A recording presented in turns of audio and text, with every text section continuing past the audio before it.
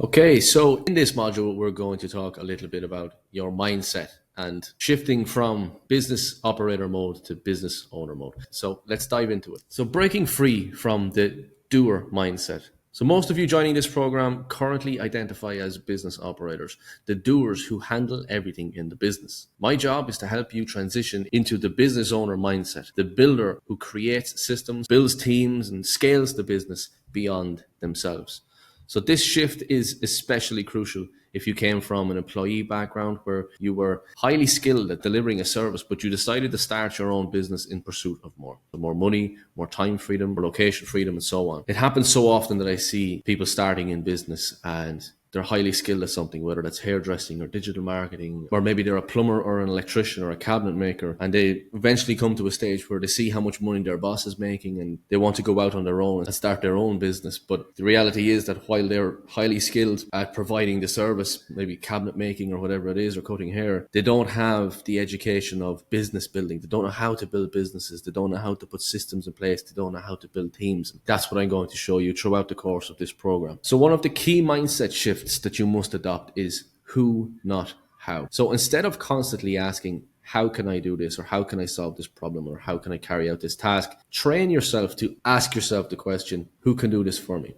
In a future lesson, we will guide you through an exercise to analyze your personal workload and responsibilities and all of the tasks that you are currently responsible for carrying out within your business. We'll evaluate how much time each task consumes. We'll systematically work on eliminating, automating, and delegating those tasks. This principle applies not only to your business, but also to your personal life as well. So, for example, cutting your own grass, let's say that takes 2 hours each week. Ask the question, who can do this for me? Paying somebody $60 to mow your lawn, to cut your grass, will free up an extra 2 hours of your time per week to focus on higher level activities that might be making some strategic phone calls to vendors or clients, or, conducting interviews or making high-end sales calls, higher value tasks. So that's where we need to look at low value tasks versus high value tasks. A clear distinction exists between tasks that move your business forward and those that keep you busy but unproductive. So some examples of low value tasks might be data entry, research, replying to emails, answering the phone,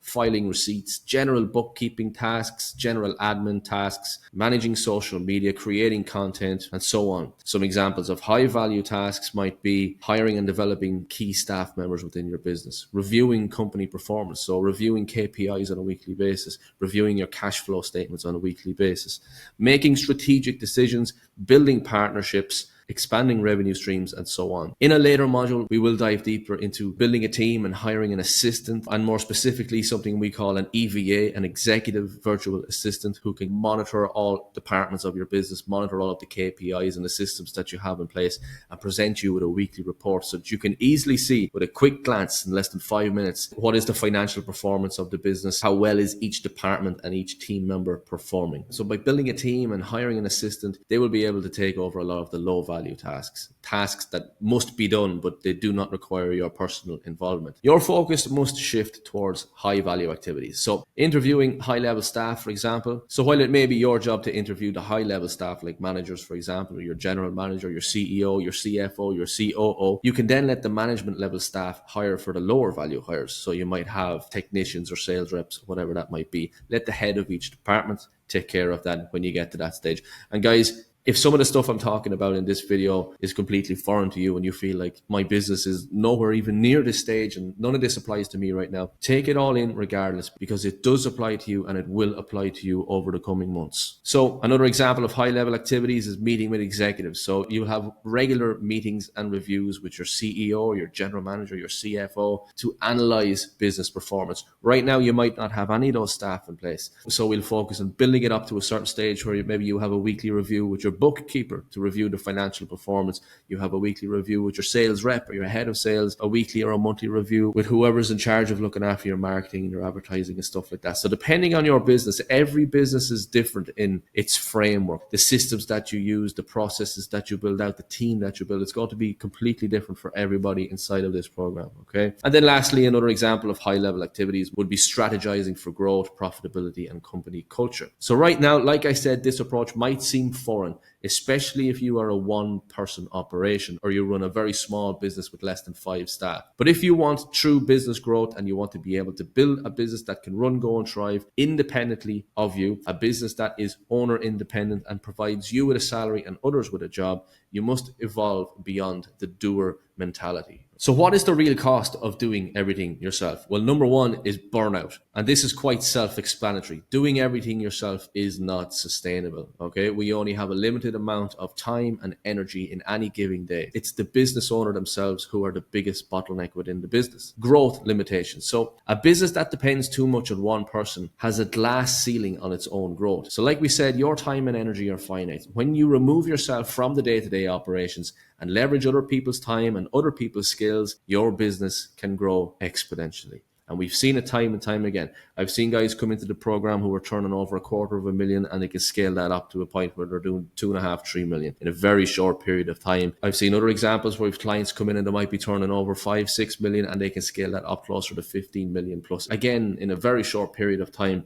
by following this framework and applying the strategies within this program of building systems and putting structures in place, building a team and removing you, the bottleneck, from the business. Number 3, we've got financial limitations. So as John D. Rockefeller famously said, he who works all day has no time to make money. If your business relies on you personally to work in the business every day, your income is tied to your time. Okay. Again, you're the biggest bottleneck within your business. So what happens if you get sick? What happens if you have an accident? Or if you simply want to take an extended break away from your business? The answer to that question for most people who come into this program is the business would just completely fall apart without them. And it's a devastating thing to think, but it does happen.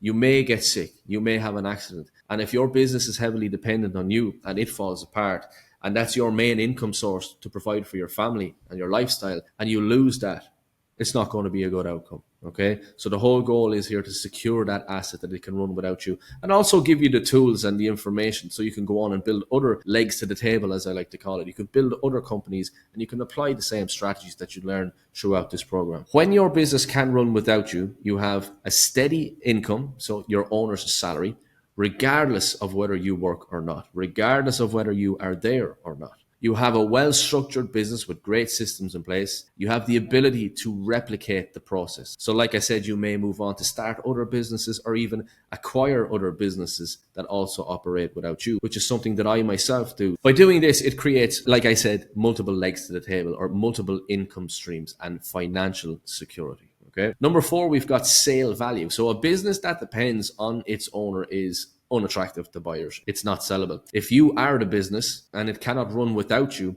buyers will either just walk away or pay a lot less for it. You may be able to do some asset sales if you've got a client book and you've got contracts in place, or if you've got some machinery and things like that. But if your goal ultimately is to sell your business, you need to build it with your exit in mind. You need to maximize the sale value of your business. So how do we do this? So to maximize your business's sale value, the first step is to remove the owner. So remove yourself from the daily operations. Other key factors include efficient systems, strong revenue and strong profit margins, a solid financial track record, a great management team in place. So this makes your business a true asset, one that can be sold at maximum value. Again, we will have other modules later on in this program where we discuss exiting your business and maximizing the sale value. So moving on, what is your why? So what is your motivation? What is your purpose? Why did you start your business?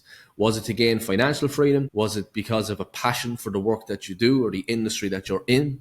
Was it to build a better life for your family? Or was it to just be busy all the time and stressed out and overworked? And we all know that was not the case. So your why is unique to you. It's what keeps you going when things get tough. It's what gets you out of bed on the difficult days because you're not just doing it for you. You've got a bigger vision in mind. But hard work alone is never enough. Some of the hardest working people in the world are broke. They're physically broke, emotionally broke, and financially broke. And maybe a lot of you guys coming into this program right now are at your wits' end, as they say.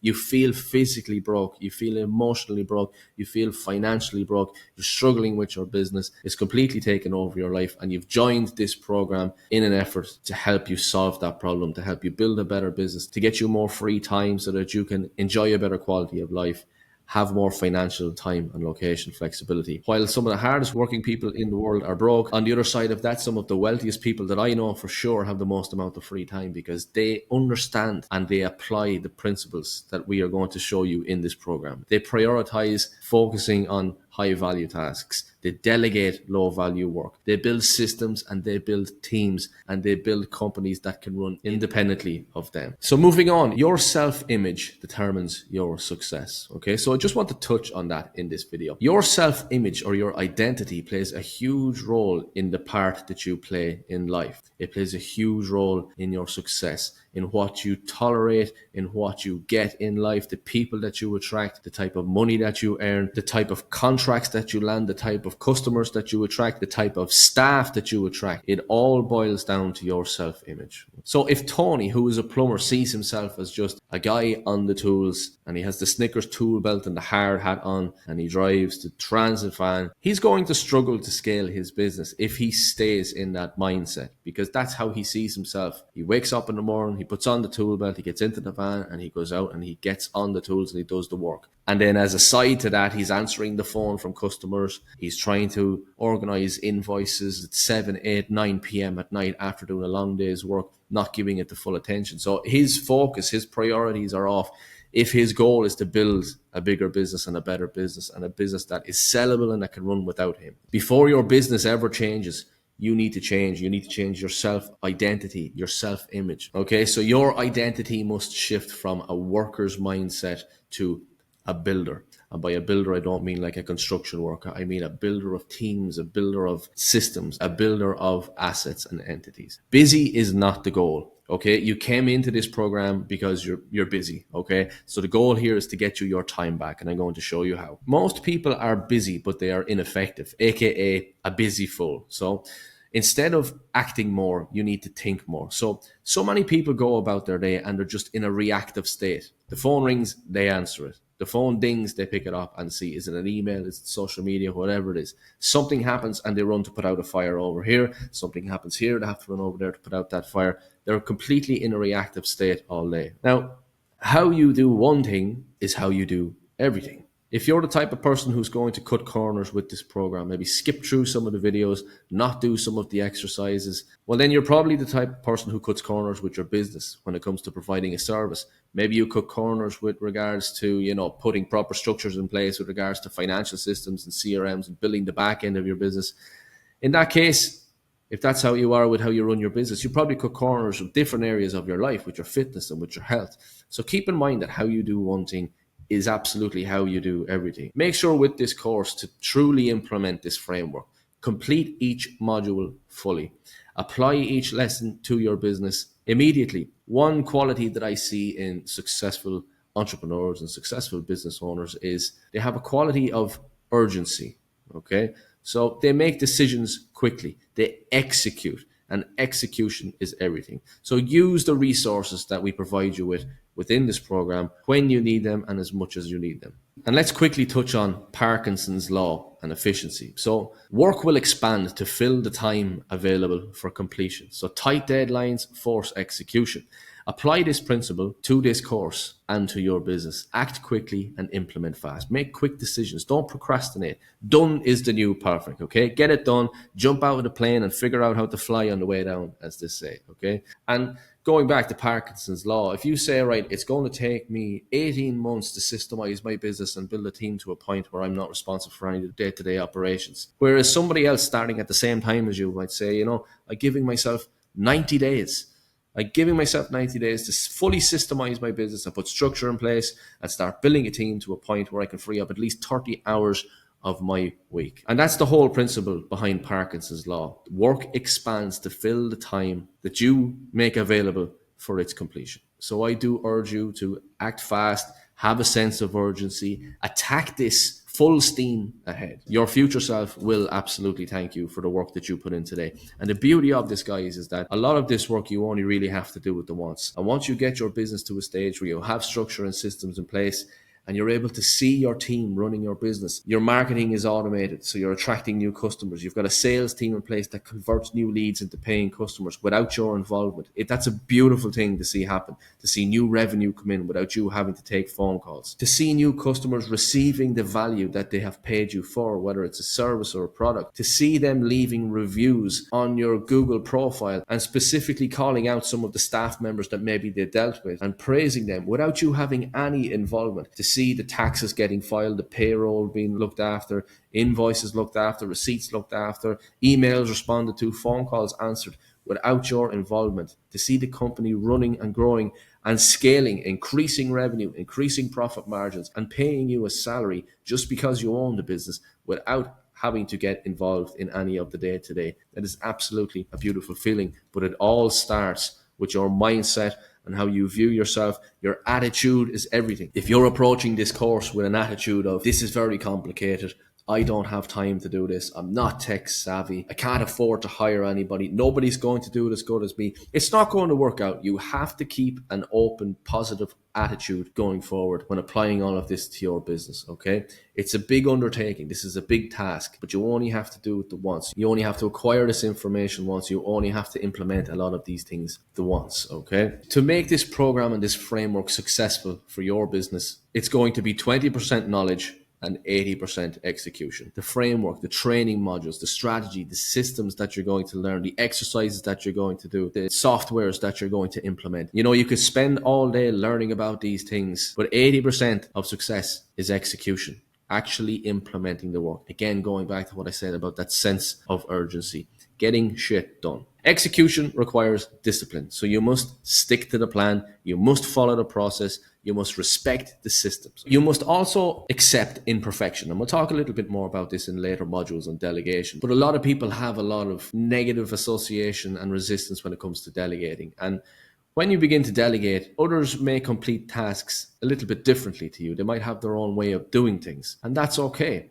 as long as the outcome meets the required standard. So accepting imperfection is a big part of embracing delegation. So the goal here is to build a business that can run without you. Your job is not to do the work. Your job is to build systems, build a team, drive revenue and profitability, ensure strong company culture, deliver an excellent customer service. And again, guys, absolutely no excuses. So, okay, so don't come back to me saying that you're too busy, you're too broke, you're too tired, you're not tech savvy, your business is too small, your business is too big, I've got this staff problem, I've got this personal problem. You can either have excuses or results, okay? We are results focused. We're focused on execution, positive attitude, positive self-image, positive mindset. And regardless of what industry you're in, going forward, you are no longer in the plumbing or the marketing or the construction or the hairdressing business. You are in the business of building businesses, okay? You need to stop looking at yourself as a plumber and look at yourself as a business builder who is building a plumbing company. Stop looking at yourself as an accountant. Look at yourself as a builder of accountancy firms. So you need to document before you scale. So the best businesses have systems and structures so good that anyone can follow them. So that goes down to the method, the IDAT method, which we will discuss in another module. So identify pressure points and bottlenecks within your business. So once you've identified the bottlenecks and the pressure points, we need to document the process on how to carry out these different tasks and solutions for these different problems. Then we need to assign responsibility, so delegate to team members. And then we need to track. So we need to track performance with KPIs and regular reviews. Again, I'm going to cover all of that in some of the later modules in this program. And guys, I'm not always going to tell you what you want to hear. I'm only going to tell you what you need to hear. You may or may not like it, and that's okay. You may not agree with some of the stuff that I say sometimes, but just know that I have got your back. We are absolutely on the same team. I am rooting for you because I have been in that position before of being so caught up in the trenches, being a victim of the self-employed trap. I had built something that was so dependent on me that I was completely burnt out, stressed out, and overwhelmed. But this program is specifically developed to help you escape that, okay? Apply the 80-20 rule. So eliminate, automate, and delegate where and when you can. Your personal to-do list, for example, should not have 100 things on it. So get better at saying no, get better at prioritizing tasks, get better at eliminating, automating, and delegating. And remember, guys, that your time and your energy is limited. So focus on the high value tasks. You need to become a master decision maker. The opposite of that is a procrastinator. That is not us. We act with urgency. We make quick decisions. And then lastly, you need to focus on making yourself the least important person in your business. You should not be the one that everybody comes back to make the decision. You should not be the one answering the phone, speaking with customers. The end goal here is to remove yourself entirely from the day-to-day operations of your business, okay? So making yourself the least important person in your business. This is the attitude and the mindset that we need to have going forward. So your mission is simple. Build an owner-independent business that can scale and that can sell, that can run, grow, and thrive independently of you. Regardless of whether your end goal is to sell or exit the business, maybe you just want to have more time to spend with family. Maybe you still enjoy being on the tools. A lot of the guys enjoy making kitchens out of timber or whatever it is, but they have the option to work in their business or the option not to. And that's a great feeling, knowing that regardless of whether you're there or not, you still get paid. The business still runs without you. See you in the next module.